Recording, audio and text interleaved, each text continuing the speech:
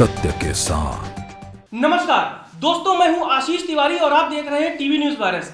मौसम चुनाव का है, हालांकि बाहर बहुत सर्द है, बर्फ पड़ रही है उत्तराखंड के वादियों में, लेकिन 2022 का चुनाव दस्तक दे रहा है। लिहाजा पहले नरेंद्र मोदी आते हैं, फिर राहुल गांधी आते हैं और अब केजरीवाल भी आकर माहौल को गरमा चुके हैं। हमारे साथ ऐसे ही एक जुझारू महिला है, हालांकि राज्य आंदोलन में इनका नाम हुआ, नाम है भावना पांडे। ये एक ऐसी शख्सियत है जो देश में किसी परिचय का मोहताज नहीं, गूगल करके देख लीजिएगा। हम बात करेंगे आज इनसे, ये जानने की कोशिश करेंगे कि जो महिला समाज में एक अपनी पहचान बनाने के लिए आगे बढ़ती है, लोगों को जगाती है, पहाड़ के लोगों को कहती है आइए एकजुट होइए, अपनी ताकत को पहचानिए, वोट की ताकत को पहचानिए, कैसे एक ऐसी पार्टी बन जाती है जिसका नाम हो जाता है जनता कैबिनेट पार्टी। भावना जी, धन्यवाद। देश में माता भी हैं, बहन भी हैं, बहन जी भी हैं और तमाम वो महिलाएं हैं जो अलग अलग नामों से जानी जाती हैं जी। भावना पांडे पहाड़ की बेटी क्यों बन गई? देखिए, मैंने देखा कि भाई जयललिता अम्मा के नाम से जानी जाती है और बंगाल में ममता बनर्जी दीदी के नाम से जानी जाती हैं और यूपी में बहन जी मायावती के नाम से जानी जाती है। तो ऐसे ही उत्तराखंड को भी एक चेहरा चाहिए। तो बेटी की कमी थी देश को, तो मैं बेटी के नाम से जानी जाऊंगी पूरे देश में कि मैं उत्तराखंड की बेटी हूँ। तो इसलिए मैंने अपना नाम उत्तराखंड की मैं दीदी भी हूँ और मैं इसलिए बेटी रखा कि मैं उत्तराखंड की बेटी हूँ। अम्मा हो गई, बहन जी हो गई, दीदी हो गई, अब एक बेटी हूँ, उत्तराखंड की बेटी जो देश में जानी जाऊंगी। अच्छा, आप इस प्रदेश की बेटी हैं, बेटी ब्याह करके ससुराल जाती है, ऐशो आराम की जिंदगी गुजारती है। इस बेटी को क्या जरूरत पड़ी कि अपने मायके को यानी उत्तराखंड को बचाने के लिए पार्टी खड़ी करनी पड़ रही है? क्या मजबूरी हो गई? देखिए, मजबूरी क्या है कि मैं उत्तराखंड राज्य जहाँ बहुत गरीब परिवार से थे और पलायन करके मैं नौकरी के लिए गई। 94 में मैंने आंदोलन किया और आंदोलन किया तो हमने सोचा हमें नौकरी मिलेगी, हमें नौकरी नहीं मिली। उसके बाद गोरखपुर, हरियाणा, यूपी, बिहार के लोगों को नौकरियां मिल गई। उसके बाद हम पहाड़ के लोगों को नौकरियां नहीं मिली, तो हमने संघर्ष किया 25 साल दिल्ली, बम्बई, यूपी में। तो जब मैं वापस आती हूँ 3 साल पहले कि चलो अपने उत्तराखंड को दोबारा वापस जाके यहीं पर अपना घर बनाऊँ, देहरादून में मैंने ज़मीन ली, तो देखा तो मैं उत्तराखंड सचिवालय के अंदर जाने के लिए हमारे पहाड़ के लोग झोला लटका के बैठे हैं और अंदर नहीं जा सकते। और उसी दिन मैंने कसम खाई कि उत्तराखंड राज्य में एक पार्टी बनाऊंगी, इन भाजपा और कांग्रेस के नेताओं को बाहर का रास्ता दिखाऊंगी। और आज 1.5 साल के अंदर मैं एक भाजपा और कांग्रेस के लेवल में आ चुकी हूँ और आज जनता का जो प्यार मेरे लिए उमड़ रहा है जेसीबी पार्टी के लिए। आज मेरे होर्डिंग जब लोग ले जा रहे हैं, मेरे आज गाड़ी वाले बोल रहे थे कि लोग छीन छीन के होर्डिंग लेके जा रहे हैं कि हमारे यहाँ लगाओ, हमारे यहाँ लगाओ, जिनके पेंट हो रखे दीवार में। और मेरे लोगों ने बोला कि आपकी नई नई दीवार है, आपके पेंट खराब हो गए। बोले कोई बात नहीं, दीवार हमारी है। तो लोगों का वो जो प्रेम मिल रहा है उत्तराखंड का, तो आज मुझे महसूस हो रहा है कि उत्तराखंड को एक तीसरे विकल्प की आवश्यकता थी और वो मैं बन चुकी हूँ। सरकार जो विज्ञापन में दिखाती है वो उत्तराखंड है या जो आप देख के आई वो उत्तराखंड है? अरे ये तो विज्ञापन जो तमाम बता रही हूँ। मैं अभी रुद्रपुर में देख दी, एक विज्ञापन लग रहा है और फोटो खींच रहा है, विज्ञापन उतर जा रहा है। गजब चीज है भाई।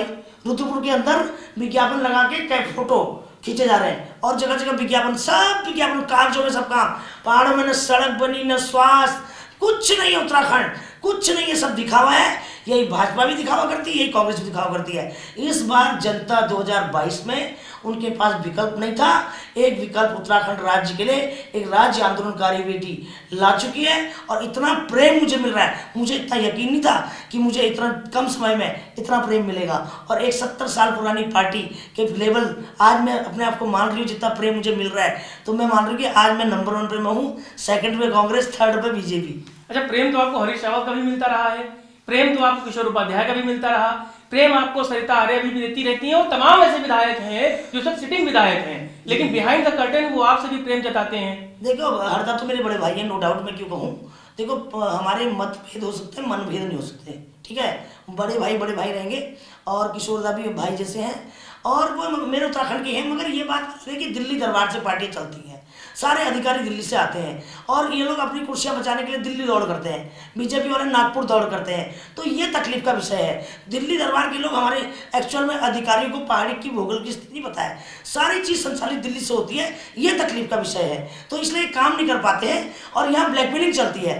भाई आप देखिए ना, कांग्रेस पार्टी में छोड़ देंगे, रात दिन ये अपनी कुर्सी बचाने के चक्कर में रहते हैं। तो इसलिए उत्तराखंड राज्य को आज जिसको कुर्सी बचाने वाले लोगों को नहीं आने देना है। आज इस बार दल बदलू नेता नहीं आएंगे, किसी कीमत पर नहीं आएंगे। इनका इतना बुरा हाल होने वाला है, जो लोग लिखते हैं 3rd फ्लोर पे 60 पार, उनका होने वाला है 30 पार। और जो लोग अपने फेसबुक में उत्तराखंडियत की बात करते हैं, मैं उनसे उत्तराखंड के बारे में पूछना चाहती हूँ, भाई साहब जब रंजीत रावत ने आपने मिलकर 100 पट्टे दिए थे, पहाड़ के 2 आदमी के पट्टे के नाम है 2 आदमी, उस समय तुम्हारे उत्तराखंड कहाँ चली गई थी उत्तराखंडियत हरीश रावत जी की? उस समय कहाँ चले गए थे जब आपने हेल्थ डिपार्टमेंट में नौकरियाँ निकाली थी, 150 नौकरियाँ निकाली, उसमें 15 लोग हमारे उत्तराखंड के थे। तब तुम्हारी उत्तराखंडियत कहाँ थी? तब तुम्हारे अंदर हरियाणियत कहाँ से आई? तब बिहारियत कहाँ से आई? झारखंडियत कहाँ से आई?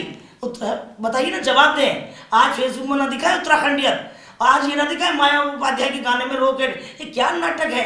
बताइए। हमारे यहाँ के नेता कम अभिनेता ज़्यादा हैं।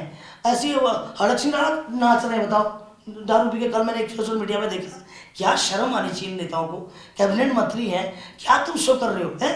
और क्या तुम माया उपाध्याय हरीश रावत जैसे आदमी रो के दिखा रहे पब्लिक को इमोशनल, कभी गले में पट्टा, अब कंधे में सिलेंडर उतार तो क्या उत्तराखंड जनता इतनी बेवकूफ है? इन नेताओं समझ रहे हैं, अब नहीं बनने वाली है, उनको समझाने की जरूरत है। अब इस बार नहीं बनने वाली है। अभी देख रहे हो 600 रुपये में सिलेंडर देंगे, कंधे में सिलेंडर।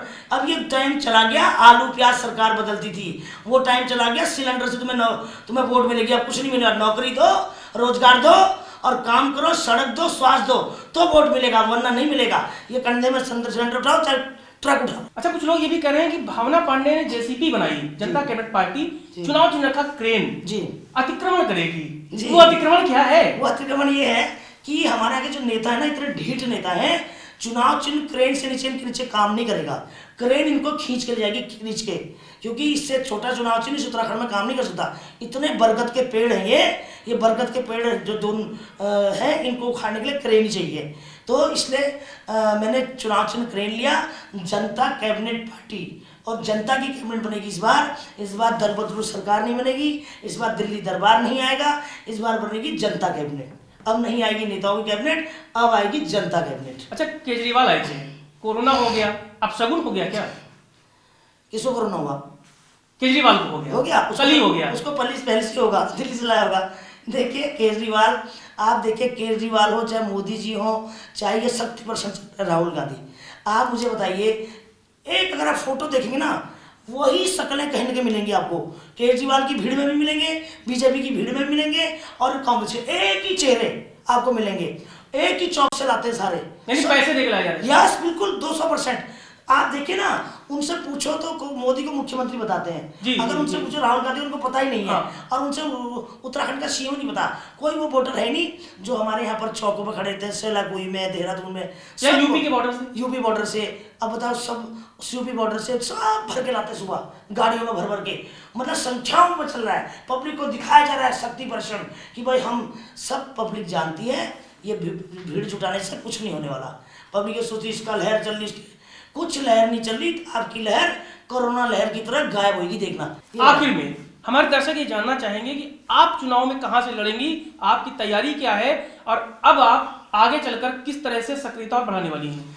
देखिए, मैं चुनाव लड़ना नहीं चाहती, पहले लड़ना चाहती इंदिरा देश के खिलाफ, और अब मैं लड़ना नहीं चाहती हूँ, क्योंकि मैं 70 सीट पे चुनाव लड़ा रही हूँ।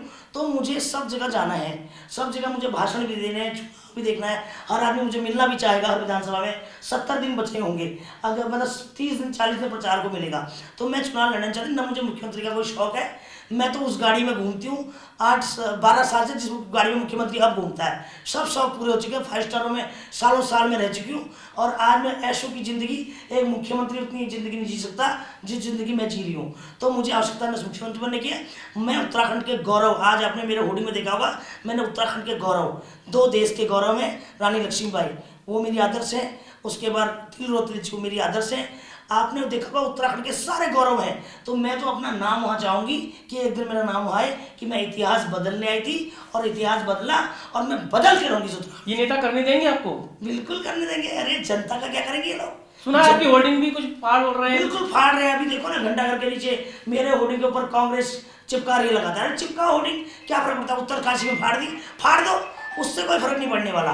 जनता से वोट नहीं छिनवा सकते आप, ये तो मेरी लोकप्रियता है, ये मुझसे खतरा है, इसलिए मेरे पोस्टरों को फाड़ा है। अब देखिए ना, ये बीजेपी ने सारे मेरे यहाँ तक इतना पैसा मेरा खराब करा दिया, सारे होर्डिंग निकाल दी पूरी यहाँ तक पैसिफिक मॉल तक। ये किसने निकाला? नगर निगम निकाल रहे हैं, भाजपा भी निकाल रही है, कांग्रेस भी निकाल, कांग्रेस मेरे ऊपर चिपका रही है और नगर निगम निकाल रही है। अरे निकालते रहे, उत्तराखंड की बेटियों, आवाज उत्तराखंड की युवा और महिलाओं की, और ये आवाज, इस आवाज को तुम बंद नहीं कर सकते।